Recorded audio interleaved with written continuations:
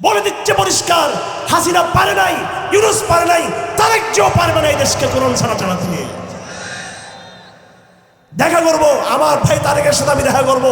যদি আমার দেখা হয় তাকে এইটাই বলবো, আমেরিকা কি বলে, ভারত কি বলে, সেদিকে না তাকিয়ে আল্লাহ কি বলে সেদিকে তাকিয়ে আপনি দেশ চালাবেন। কদম কদম আল্লাহকে রাজি করার জন্য একটা একটা শরীয়তকে বাস্তবায়ন করবেন, আল্লাহ আপনার ক্ষমতাকে দীর্ঘস্থায়ী করবে। আর যদি আল্লাহকে বাদ দিয়ে যদি আমেরিকা ইউরোপকে যদি খুশি করতে চান, মুনাফিকে থাকে, আপনার ক্ষমতার মস্ততার পিছন থেকে কিন্তু তালাশ করে কিন্তু সরে যাবে কিন্তু যে কোনো সময়। কিন্তু হযরত আমির মুআবিয়া ইনি একজন, রাখো আমার সময় কম, আমির মুআবিয়া রাদিয়াল্লাহু আনহুর একটা হাদিস পড়েছি আমি, ওনার একটা হাদিস পড়েছি।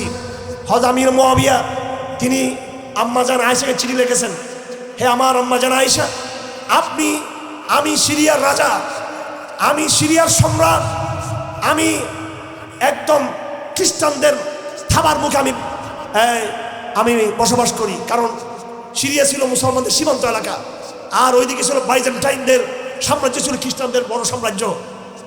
দুর্দান্ত সাহসের অধিকারী, বুদ্ধির অধিকারী ছিলেন আমির মুআবিয়া রাদিয়াল্লাহু আনহু। তিনি হযরত আয়েশাকে বলেন, আমাকে শর্টকাট চিঠি লিখবেন, লম্বা কথা লিখবেন না।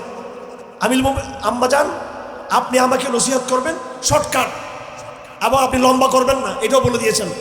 তখন আম্মাজান আয়েশা তাকে শর্টকাট চিঠি দিয়েছেন, একটা শর্টকাট 2 লাইনের চিঠি।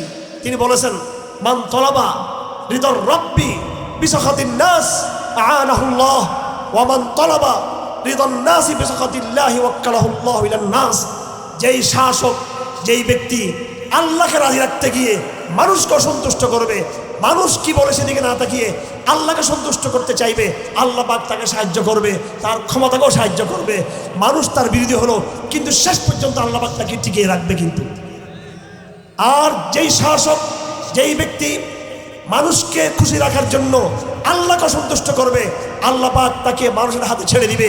এই মানুষ একদিন তাকে আকাশে উঠাবে, আরেকদিন এই মানুষ তাকে বঙ্গোপসাগরে ফেলে দিয়ে আসবে। শেখ মুজিবকে এই বাঙালি মাথার উপর দিয়েছিল, এই বাঙালি শেখ মুজিবকে ইতিহাসের পায়ের তলে দিয়েছে।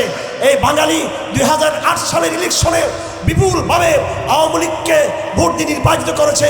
এই বাঙালি 96 ইলেকশনে আওয়ামী লীগকে বিপুলভাবে নির্বাচিত করে হাসিনাকে ক্ষমতা দিয়েছে।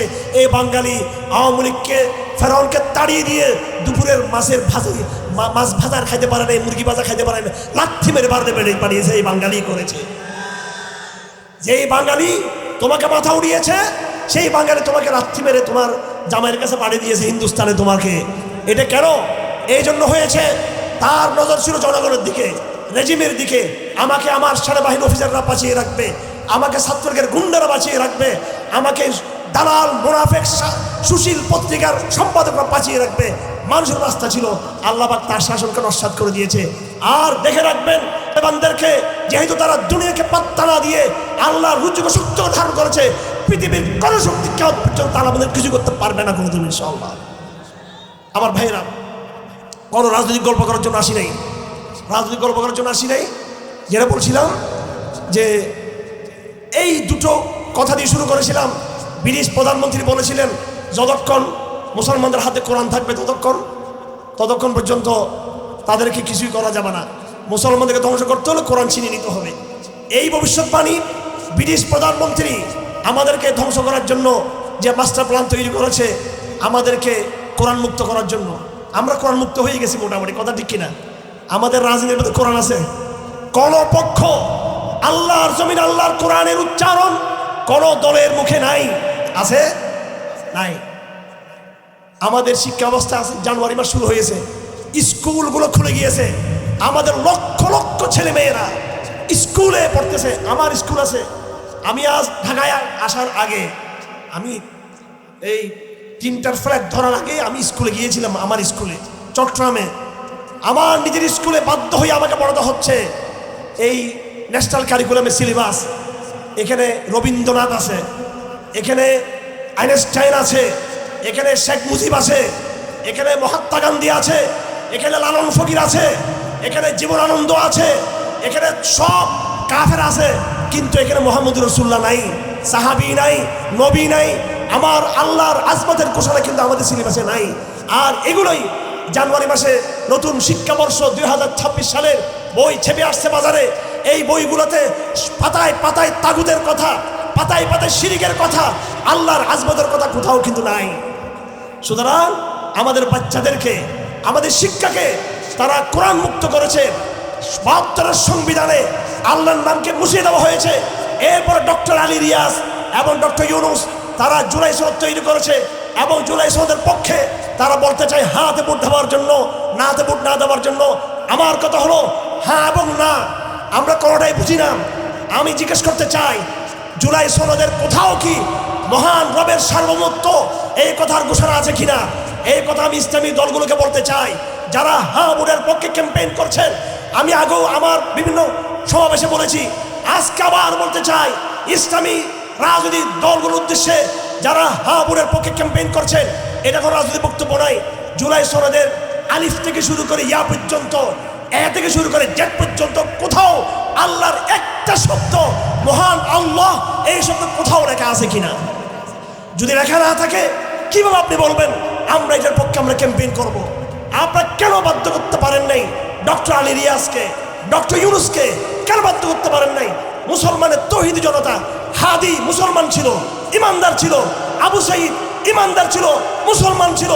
আপনার ফাহাদ এই জন্য সকলে তৈরি থাকবেন। বারবার আমাদের সাথে ধোঁকাবাজি করা হয়। সেই 47-এ পাকিস্তান যখন সৃষ্টি হয়েছে, পাকিস্তানের মুসলিম লীগ আলেমদের সাথে ইসলাম প্রতিষ্ঠায় বেইমানি করেছে। 71-এ দেশ স্বাধীন হয়েছে, বেইমানি করা হয়েছে। যারা যখন ক্ষমতায় আসে বেইমানি করা হয়। জুলাই সনদ হয়েছে, হাসিনাকে বিদায় দিয়েছে মুসলমানেরা, আর এখন তারা মুসলমানদেরকে বিদায় করতে চায়। তারা এখন এজন্য রাজনীতি দিয়ে এটা সমাধান নাই। আমরা কথা হলো, আমরা চাই হাসিনা মুক্ত বাংলাদেশ, ভারত মুক্ত বাংলাদেশ। যারাই ক্ষমতায় যাবে তাদেরকে আমরা সহযোগিতা করতে চাই। আমরা চাই নতুন কিছু হোক, কিন্তু অবশ্যই আমাদের সবাইকে একটা কথা আসতে হবে। সেই কথা হলো, আমি সরকারের দলে যাব বা বিরোধী দলে যাব, কিন্তু আমরা সবাই মিলে আমরা মহান রবের আনুগত্য করব, আমরা মহান রবের সার্বত্ব আমরা করব, এটা তো বলতে হবে অবশ্যই। আল্লাহ নবীকে যখন আল্লাহ রসুল পাঠিয়েছেন, শেষ পর্যন্ত কোরআন বলেছে ঠিক আছে, তারা যদি আপনার কোরআন যদি শুনতে না চায়, আপনার দাওয়াত যদি তারা গ্রহণ করতে না চায়, তাহলে এতটুকু বলে দিন, আপনি কমপক্ষে এতটুকু বলে দিন, আমি মোহাম্মদকে মানার দরকার নাই, মানিও না তোমরা আমাকে, কিন্তু আউযু বিল্লাহি মিনাশ শাইতানির রাজিম, কুল ইয়া আহলাল কিতাব তাআলাউ ইলা কালিমাতিন সাওয়াইন বাইনানা ওয়া বাইনাকুম আল্লা না'বুদা ইল্লাল্লাহ। O people of scripture, come to a word that is between us and you. হে আহলে কিতাব, হে ইহুদি খ্রিস্টানরা, আমি মোহাম্মদকে না মানলে না মানো, আমার কোরআনকে না মানলে না মানো, কিন্তু একটা কথা তোমরা মানো, তাআলাউ আসো, ইলা কালিমাতিন সাওয়াইন বাইনানা ওয়া বাইনাকুম, একটা কথা আমরা তোমরা সবাই মিলে ঐক্যমত হই, সেটা হলো আল্লাহ না'বুদা ইল্লাল্লাহ, আল্লাহ ছাড়া আমরা কারো দাসত্ব মেনে নেব না, আল্লাহ ছাড়া কারো আমরা আনুগত্য করবো না। আমার ভাইয়েরা, হাসিনা মুক্ত বাংলাদেশে সবাই মিলে এই ঘোষণা দেওয়ার দরকার ছিল কিনা? আমরা যেই দল করি না কেন, যেই মত করি না কেন, ক্ষমতায় যাই বা না যায়, ক্ষমতা যায় বা বিরোধী দলে যায়, ঐক্যমত্য কমিশন সরকার করেছে কিনা? কি করেছে? ঐক্যমত্য কমিশন। কিসের ভিত্তিতে ঐক্যমত্য কমিশন? আরে মুসলমানের ঐক্যমত্য হবে তৌহিদের ভিত্তিতে, কথা ঠিক কিনা? আল্লাহকে মানবো এটার উপরে। আর এটা তো বাংলাদেশে নতুন কিছু না। জিয়াউর রহমান যখন ৭৫ পরবর্তী সময়ে জিয়াউর রহমান ক্ষমতায় এসে অন্তত খারাপ যতই বলি, এই ভালো কাজ শুধু করেছিলেন যে আল্লাহর সার্বভৌমত্বের ঘোষণা দিয়েছেন, এই কথা তো তিনি যুক্ত করেছিলেন। এতটুকু কথাও যদি তার দলের লোকরা না বলে, অন্যরা যদি বলতে না পারে, আমরা যেটা করি না কেন, কিন্তু কমপক্ষে আমাদেরকে এই জুলাই সনদের মধ্যে মহান আল্লাহর সার্বভৌমত্বের ঘোষণাতে আমরা সকল জাতি আমরা ঐক্যবদ্ধ হলাম। দরকার ছিল কিনা সেটা? কিন্তু সেটা হয় নাই। আমাদের সনদ কোরআন মুক্ত, আমাদের সংবিধান কোরআন মুক্ত, আমাদের শিক্ষা সিলেবাস কোরআন মুক্ত, সংবিধান কোরআন মুক্ত, অর্থনীতি কোরআন মুক্ত। নাউযুবিল্লাহি মিন যালিক। এই অবস্থা মেনে নেওয়া যায় না। আমার ভাইয়ের, আমার বক্তব্য শেষ। তো আমি যখন পোস্টটা দিলাম, নামাজের কথা বললাম, কিছু বলি নাই। আমার পোস্টে লেখা ছিল, নামাজকে যদি বাধ্যতামূলক করা হয় তাহলে এই সমাজে দুর্নীতি চলে যাবে। কথা ঠিক না? ঠিক। নামাজ যদি বাধ্য হয়, প্রতিটি স্কুলে, কলেজে, বিশ্ববিদ্যালয়ে, সিভিলে, মিলিটারিতে সব জায়গায় নামাজ যদি সরকারি বেসরকারি সকল দপ্তরে নামাজ বাধ্যতামূলক হলে আগামী 2-3 বছর পরে দুর্নীতির নামগন্ধ খুঁজে পাওয়া যাবে। আমার স্ট্যাটাসের বিরোধিতা তসলিমা নাসরিন করে নাই, কোন কাফের করে নাই, কোন সাহাবাগী মুনাফিক করে নাই। এই দেশের তথাগত কিছু মুনাফিক ইসলামপন্থীরা আমার বিরুদ্ধে করে বলতেছে, হ্যাঁ মানুষকে বাধ্যতামূলক শরীয়ত চাপিয়ে দিচ্ছে। বেটা 15 বছর হওয়ার পরে তোর উপর নামাজ ফরজ, সেই বেয়াদব মুনাফিক ফজর নামাজ পড়ে না, বুঝছেন? এমনে পার আধিপত্যবাদের বিরুদ্ধে কথা বলে, এমনে সে মুসলমানদের সামনে মিথ্যা সে বিপ্লবের কথা বলে, ফজর নামাজে কম্বলের তলে থাকে সেই সময়। এই মুনাফিকের বরদাস্ত হয় নাই এই শব্দ কি বাধ্যতামূলক নামাজ। অবশ্যই প্রত্যেক বালেক মুসলমানের জন্য বাধ্যতামূলক, কথা ঠিক কিনা? আমি যদি নামাজের কথা না বলে যদি বলতাম যাকাত বাধ্যতামূলক করা হোক যাতে অর্থনৈতিক বৈষম্য দূর হয়, তখন সে ঠিকই কিন্তু বাবা দিত। কারণ বৈষম্য মুক্ত অর্থনীতি বললে কাবাররা একটু খুশি হয়, শব্দ সুন্দর লাগে, তখন সে ঠিক এটা পছন্দ করতো। আপনি আমেরিকাতে গেলে দেখবেন ওদের মুনাফিকি দেখবেন ডাবল স্ট্যান্ডার্ড। কি একদিকে তারা মেয়েদেরকে বোরকা পড়তে দিবে না, হেজাব পড়তে দিবে না। ফ্রান্সে গেলে দেখবেন, জার্মানিতে দেখবেন নেকাবের বিরুদ্ধে ওখানে ক্যাম্পেইন করা হয়। আবার সেই ব্রিটেনে, ফ্রান্সে, আমেরিকাতে দেখবেন আপনি দেখবেন ইসলামী ব্যাংকিং, ইসলামী অর্থনীতি। কারণ ব্যাংকের মধ্যে ইসলাম লাগাইলে আরব দেশের রিয়াল পাওয়া যায়, সৌদি রিয়াল পাওয়া যাবে, আর হেজাব পড়লে সেটা নাই। ঠিক তদ্রুপ এই দেশের মুনাফিকরা ওই ইসলামের ওই দর্শনের বিরুদ্ধে বলবেন, বলে ঠিক আছে, দুর্নীতির বিরুদ্ধে বলবেন ঠিক আছে, সলাৎ বলবেন এটা ঠিক নাই, মুনাফিকদের আলামত এটা। তো বলার উদ্দেশ্য হলো আল্লাহর নবী যেটা বলেছেন এবং ব্রিটিশ প্রধানমন্ত্রী যেটা বলেছিল, আল্লাহ নবী বলেছেন তোমরা কোরআন ছেড়ে দিবা, কোরআন তোমরা ছেড়ে দিবা। ওই কোরআন কেমনে ছাড়াইতে হবে ওই পরিকল্পনা করছে ব্রিটিশরা।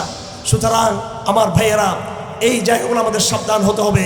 কোরআনে কারীমের একটা আয়াত বলে শেষ করে দিচ্ছি, আউযু বিল্লাহি মিনাশ শাইতানির রাজিম। মাসালুল্লাযীনা হুমিলুত তাওরাত সুম্মা লাম ইয়াহমিলুহা কামাসাল হিমার ইয়াহমিলু আসফারা। আল্লাহ পাক বলেন, আমি তোমাদের মুসলমানদেরকে কোরআন দেওয়ার আগে ইহুদিদেরকে আমি তাওরাত দিয়েছিলাম। যে সমস্ত মুসলমানদেরকে আমি তাওরাত দিয়েছি আগে, তাওরাতকে তারা গ্রহণ না করে, তাওরাতকে তারা প্রত্যাখ্যান করেছে। সুম্মা লাম ইয়াহমিলুহা, আল্লাহ পাক বলেন তারা হলো গর্দবের মতো। ইয়াহমিলু আসফারা, গর্দবের পিঠের উপরে বোঝা থাকে।